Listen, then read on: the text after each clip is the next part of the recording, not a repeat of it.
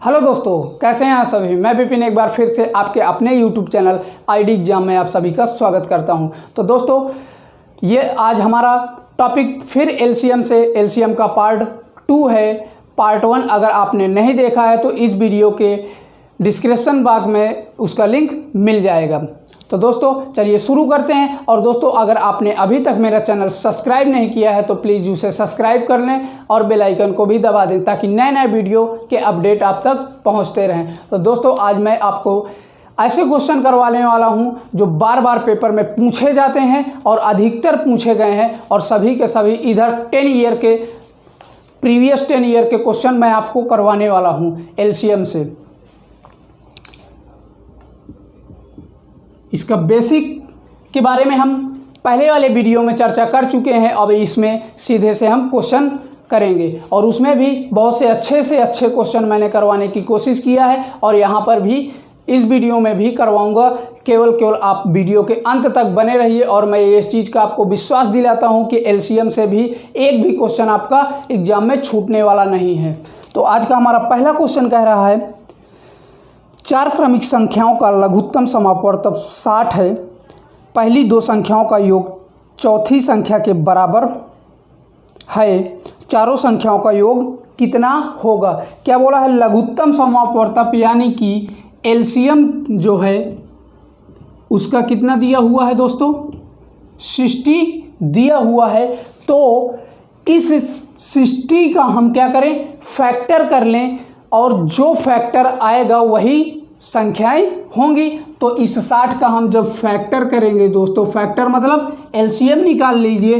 तो यहाँ से 2 से करेंगे तो ये 30 हो जाएगा और फिर 2 से काटेंगे तो ये 15 हो जाएगा, फिर 3 से करेंगे तो ये 5 हो जाएगा और ये 5 से 5। तो यहाँ से संख्याएं आप देख रहे हैं कितनी आई, 2 गुणे 2 गुणे 3 गुणे 5 आई। और दोस्तों हमसे बोला है कि 4 क्रमिक संख्याएं आनी चाहिए। तो यहाँ पर दोस्तों 2 बार रिपीट हो रहा है, 2 बार 2 रिपीट हुआ है और इसमें क्रमिक नहीं है। क्यों? क्योंकि 2 बार आया है, 2 बार आया है। तो यहाँ पर बीच में हमें ऐसी कोई संख्या छूट रही है, देख लीजिए बीच में कोई संख्या छूट रही है, 2 3 5। 3 यहाँ पर हमें संख्या मिल रही हैं, 2 मिल रही है, 3 मिल रही है और 5 मिल रही है। और हमसे क्वेश्चन में बोला है कि 4 क्रमिक संख्याओं का गुणनफल, यह 4 क्रमिक संख्याओं का लघुत्तम समापवर्तक 60 है। तो दोस्तों यहाँ पर 4 क्रमिक संख्याएं ना होकर के केवल 3 ही तो आपको दी हुई हैं। तो इन 3 में आपको एक संख्या गायब है, तो वो क्रमिक बोला है, क्रमिक में कौन सी आएगी, 4 आएगी। तो इन सभी का क्या पूछा है आपसे कि योग कितना होगा। तो इन सभी को आपस में ऐड कर दीजिए। तो यहाँ से कितना आ जाएगा दोस्तों, 2 3 2 5 4 9 5 14 हो जाएगा। तो दोस्तों इस प्रश्न का आंसर 14 हो जाएगा। तो मुझे उम्मीद है दोस्तों कि ये क्वेश्चन आपको समझ में आ गया होगा। चलिए बढ़ते हैं अगले क्वेश्चन की तरफ। अगला क्वेश्चन क्या कह रहा है, 2 सह-अभाज्य संख्याओं का गुणनफल 117 है, तो उनका लघुत्तम समापवर्तक क्या होगा। दोस्तों बोला है कि 2 कोई ऐसी संख्याएं सह-अभाज्य संख्याएं हैं।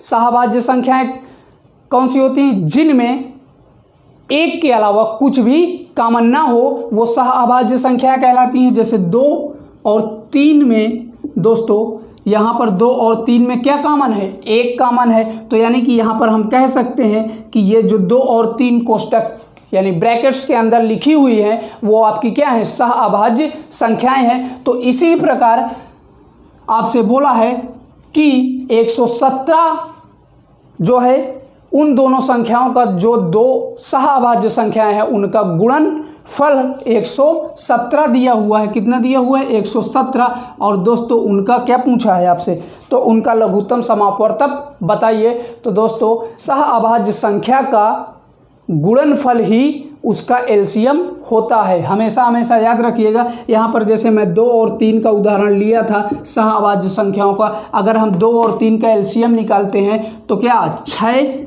आ जाएगा, 6 आएगा दोस्तों। क्यों, 2 और 3 का एलसीएम 6 आया और इनका अगर हम आपस में गुणा करवा दें तो तब भी 6 आएगा। तो मैंने अभी क्या बताया कि जो सहअभाज्य संख्याएं होती हैं उनका गुणनफल ही उनका एलसीएम कहलाता है। तो दोस्तों इस प्रश्न का आंसर 117 ही हो जाएगा, क्योंकि दोनों संख्याओं सहअभाज्य हैं और सहअभाज्य संख्याओं का गुणनफल ही उनका क्या होता है, एलसीएम होता है। तो मुझे उम्मीद है कि यह क्वेश्चन भी आप समझ गए होंगे। चलिए बढ़ते हैं अगले क्वेश्चन की तरफ। अगला क्वेश्चन हमारा कह रहा है 2 संख्याएं 3:4 के अनुपात में हैं, उनके मासा तथा लासा का गुणनफल 2028 है, संख्याओं का योगफल क्या होगा। तो दोस्तों यहाँ से बोला है कि 2 संख्याएं 3:4 के अनुपात में है। ये कोई संख्याएं हैं आपकी और 3:4 के अनुपात में दे रखा है और आपसे पूछ लिया है कि दोनों संख्याओं का योगफल क्या होगा। ये हमारी रियल में संख्याएं नहीं हैं, हमारा क्या अनुपात में मान दिया है। और मैंने जब आपको आयत और वर्ग पढ़ाया था तो वहाँ पर मैंने बताया था कि जब कभी अनुपात में मान दिया हो तो उसको x के साथ लिख लेते हैं। तो यहाँ से पहली संख्या हम मान लेंगे, पहली संख्या इक्वल टू x 3x और दूसरी संख्या कितनी मान लेंगे, 4x मान लेंगे। और आपके क्वेश्चन में देखिए ध्यान से कि दिया हुआ है कि उनके मासा तथा लासा का गुणनफल 20 और 28 है। यहाँ पर हम 2 संख्याएं पता हो गई और लासा और मासा का गुणनफल भी पता हो गया। तो इनमें लासा मासा और दोनों संख्याओं में कौन सा संबंध होता है, लासा गुणे मासा इक्वल टू दोनों संख्याओं का गुणनफल, यही तो होता है फार्मूला आपका। तो रख दीजिए पहली संख्या 3x इंटू दूसरी संख्या इक्वल टू लासा गुणे मासा, या आप कह सकते हैं कि लासा गुणे मासा, यानी कि दोनों संख्याओं कितना 20 28 दिया हुआ है इक्वल टू मासा और गुण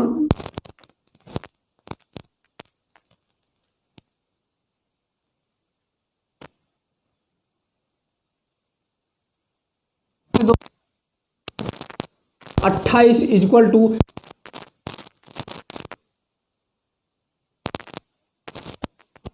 2028 को तो 12 ही का नम 12 और यहाँ से कितना आ जाएगा, ये x 12x² होगा तो यहाँ से कट करके 169 आ जाएगा। तो दोस्तों ये x² के आया और यहाँ से x की वैल्यू कितनी आ गई, 13 आ गई। आपसे पूछा x का मान अगर 13 आ गया तो आप संख्याएं बता सकते हैं। यहाँ पर 13 का मान रख दीजिए, यानी 13 रख दीजिए x की जगह पे, तो क्या हो जाएगा, यहाँ पर पहली संख्या 39 और दूसरी संख्या आपकी कितनी आ जाएगी, 13 से 4 में गुणा करवा दीजिए, यानी x की जगह हम 13 रख सकते हैं। तो कितनी हो जाएगा, 52 हो जाएगा। और पूछा क्या है आपके क्वेश्चन में, योग बताइए। तो इसका योग कितना हो जाएगा, दोनों संख्याओं का 39 और 52 का, यहाँ से योग इक्वल टू क्या हो जाएगा, 39 प्लस 52 तो कितना हो जाएगा, 9 2 11 अब 5 3 8 1 9 91 हो जाएगा। तो दोस्तों इस प्रश्न का आंसर आपका 91 हो जाएगा। तो मुझे उम्मीद है दोस्तों कि ये क्वेश्चन भी आपको समझ में आ गया होगा। अगर आप स्क्रीनशॉट लेना चाहते हैं तो ले सकते हैं।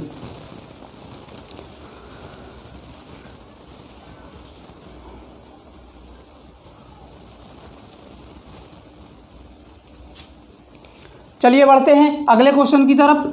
हमारा कह रहा है 2 प्राकृतिक संख्याओं के योगफल का उनके लघुत्तम समापवर्तक के साथ 7:12 है। यदि उनका महत्तम समापवर्तक 4 है तो छोटी संख्या बताइए। 2 संख्याओं का योग दिया हुआ है, कितना, 7 दिया हुआ है, यही तो बोला है 7 दिया हुआ है और उनका क्या बोला है, लघुत्तम समापवर्तक 12 है।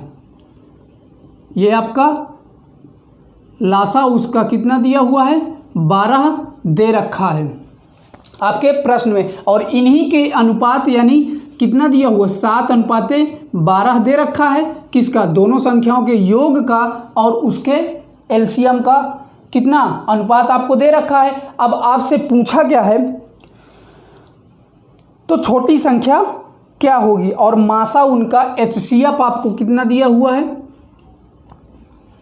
यहाँ लिख लीजिए एचसीएफ उनका कितना दिया हुआ है 4 दे रखा है आपके क्वेश्चन में। तो दोस्तों ये दो संख्याओं का योग है, तो वो दोनों संख्याएं यहाँ से हम 7 की दो संख्याओं का योग है, तो यहाँ से हम कह सकते हैं 3 और 4 का योग है। और ये अनुपातिक मान है, क्योंकि यहाँ पर देख रहे हैं 7:12 है, तो यहाँ पर जब अनुपातिक मान है तो यक्स के साथ जोड़ लेंगे, तो हमारी पहली संख्या और दूसरी संख्या आ गई। अब इन दोनों को जोड़ देंगे तो हमें 7 प्राप्त हो जाएगा, और ये अनुपातिक मान है तो इसको भी यक्स के साथ लिख लेंगे। मैंने पहले भी आपको बताया है इसके पहले कि जब कभी अनुपातिक में मान आ जाए तो वो क्या हो, एक्स के साथ उसे लिख लेते हैं। तो यहाँ से हमारी पहली संख्या आ गई, दूसरी संख्या आ गई, हमें एलसीएम भी पता हो गया, और एलसीएम भी आपका 12x हो जाएगा, क्योंकि ये अनुपातिक मान है, 12 अनुपात में है, और एचसीएफ आपका कितना है 4 दिया हुआ है। तो यहाँ से आपका फार्मूला क्या कहता है, लासा गुणे मासा इक्वल टू दोनों संख्याओं का गुणनफल, यही तो बोलता है। तो दोस्तों यहाँ से लासा कितना है 12x और लासा कितना है मासा 4 दिया हुआ है, इक्वल टू दोनों संख्याओं का गुणनफल। तो दोनों संख्याओं को गुणनफल करेंगे तो 4 ही 12x हो जाएगा, यही तो होगा। अब दोस्तों यहाँ से ध्यान दीजिएगा, जब 12x स्क्वायर आएगा, क्योंकि x का भी तो मल्टीप्लाई होगा, तो यहाँ से 12 से 12 कैंसिल हो गया और x से x कैंसिल हो गया। यहाँ पर 2x हैं, 1x कैंसिल हो गया, तो कितना x बराबर कितना आ गया दोस्तों 4 आ गया। जब x बराबर 4 आ गया तो आपसे सबसे छोटी संख्या पूछा है, तो छोटी संख्या क्या है 3x है, यही तो हम दोनों संख्या निकाले थे। तो इस 3x में यानी कि छोटी संख्या कितनी 3x दी हुई है। अब इसी 3x में हम क्या करेंगे, x की वैल्यू रखा दीजिए, तो 3 चौको 12, तो छोटी संख्या आपकी कितनी आ गई दोस्तों 12 आ जाएगी। तो मुझे उम्मीद है दोस्तों कि यह क्वेश्चन भी आपको समझ में आ गया होगा। अगर आप स्क्रीनशॉट लेना चाहते हैं तो ले सकते हैं।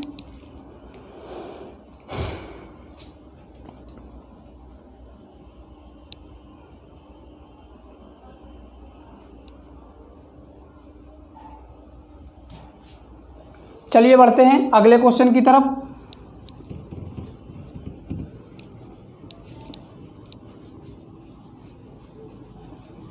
अगला क्वेश्चन कह रहा है हमारा, दो संख्याओं के लासा व मासा का गुणनफल 24 है, दोनों संख्याओं का अंतर 2 है, वे संख्याएं ज्ञात करो। दोस्तों यहाँ पर ध्यान दीजिएगा कि बोला है कि दो संख्याओं का मासा और लासा का गुणनफल कितना है 24 है, यानी कि एलसीएम इंटू एचसीएफ कितना दिया हुआ है 24 दे रखा है, और बोला है कि दोनों संख्याओं में अंतर 2 का है। कितने का अंतर बोला है कि 2 का अंतर है। तो इस तरह के प्रश्नों को दोस्तों आप ऑप्शन देख करके टिक मारेंगे, यानी कि गो थ्रू ऑप्शन करेंगे। तो यहाँ पर पहला ऑप्शन आपको दिख रहा है 8 और 6, 8 और 6 दे रखा है। दूसरा ऑप्शन आपका दे रखा है 8 और 10। तीसरा ऑप्शन दे रखा है 2 और 4, 2 और 4 दे रखा है। और चौथा ऑप्शन आपका कह रहा है 6 और 4। तो दोस्तों यहाँ पर आप ध्यान दीजिएगा कि अब इस को फॉलो कर रहा है, ये हमारे 2 इक्वेशन निकल के आ रहे हैं, यानी कि 2 केस निकल के आ रहे हैं कि उनका एलसीएम और एचसीएफ का गुणन 24 है। अगर गुणन करवा दें हम तो 24 आता है, और उन संख्याओं का अंतर 2 है।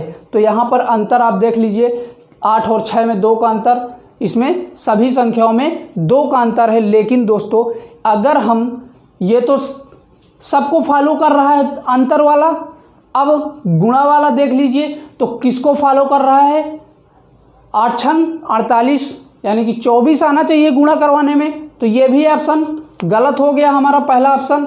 अब दूसरा ऑप्शन चेक कर लीजिए, 8 और 10 का मल्टीप्लाई अगर करवाएंगे तो कितना आएगा 80, हमें लाना कितना था 24, तो ये भी ऑप्शन गलत हो गया। अब ये बचा तीसरा ऑप्शन, तो इसका कितना 8 हो जाएगा, 2 चौको 8 और आना कितना चाहिए था 24 आना चाहिए, तो ये भी ऑप्शन गलत हो गया। फिर आपका चौथा ऑप्शन बच रहा है, तो 6 चौको 24, 24 यानी कि इनका गुणा भी करने पर आ गया और अंतर भी इनमें 6 4 में अंतर कितने का 2 का अंतर है। तो ये हमारा दोनों कंडीशनों को फॉलो कर रहा है, तो यही ऑप्शन चौथा वाला आपका सही हो जाएगा। तो मुझे उम्मीद है दोस्तों कि ये क्वेश्चन भी समझ में आ गया होगा। अगर वीडियो अच्छा लग रहा है दोस्तों तो उसे लाइक करें। चलिए बढ़ते हैं अगले क्वेश्चन की तरफ। अगला क्वेश्चन कह रहा है 2 संख्याओं का लघुत्तम समापवर्तक उनके महत्तम समापवर्तक का 4 गुना है, साथ ही उन दोनों का योगफल 125 है। तदनुसार यदि एक संख्या 100 हो तो दूसरी कितनी होगी। तो यहाँ से हम दोस्तों लासा एल एवं मासा एच मान लेते हैं। ठीक है, माना लासा एल एवं मासा एच हैं। ठीक है, अब दूसरी कंडीशन क्या कह रहा है कि उनके महत्तम समापवर्तक, 2 संख्याओं का लघुत्तम समापवर्तक उनके महत्तम समापवर्तक का 4 गुना है। तो यहाँ से L = 4H हो जाएगा। क्यों? क्योंकि लघुत्तम समापवर्तक बोला है 4 गुना है, लघुत्तम समापवर्तक उनके महत्तम समापवर्तक से यानी कि महत्तम समापवर्तक से ये 4 गुना है। अब जब हम बराबर करेंगे तो इस कम की तरफ ही तो 4 का मल्टीप्लाई करवाएंगे, तो इसको क्या करिए समीकरण नंबर 1 मान लीजिए। अब दोस्तों क्या करेंगे, फिर आगे बोला है उन दोनों का योगफल 125 है। किसका योगफल भाई 125 है?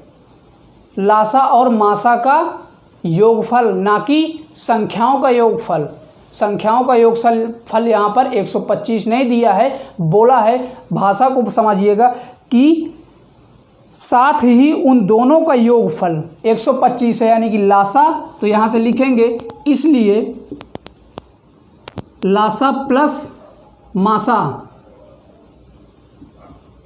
का योगफल 125 दिया हुआ है दोस्तों, ना कि संख्याओं का दिया हुआ है।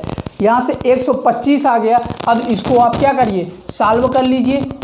L की जगह पर आपने क्या 4H रखा है, तो यहाँ से समीकरण नंबर 1 से जो है ये 4H हम रख सकते हैं L की जगह में, प्लस H = 125। ये कहाँ से आया आपका 4H समीकरण 1 से। अब ये कितना 5H = 125 हो जाएगा, काट देंगे। H = यहाँ से कितना आ जाएगा 5 दूनी 10 और ये 25 आ जाएगा।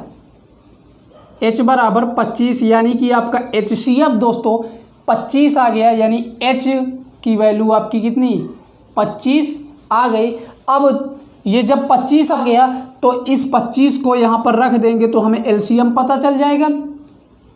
तो जब H की वैल्यू रखाएंगे, यहाँ पर 4H है, H की वैल्यू रखाएंगे तो 25 चौको 100, तो यहाँ से LCM भी आपका कितना आ गया 100 आ गया।